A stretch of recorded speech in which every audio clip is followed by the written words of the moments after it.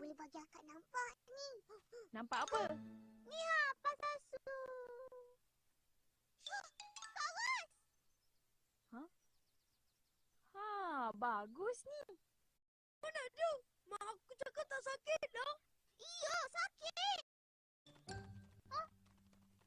Korang nak pergi mana tu? Oh, Mai. Waalaikumsalam. Kenapa? Mai, kita orang nak tanya ni. Pasal sunat? Huh? Mana aku tahu? Mana? Tu.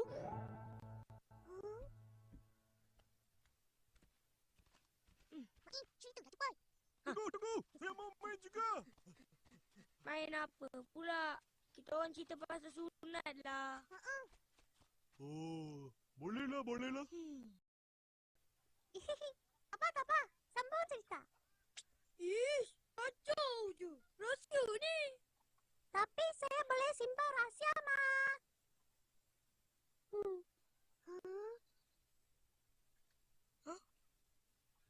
Yelah.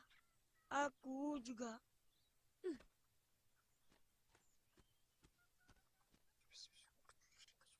Ayah, cerita apa ini?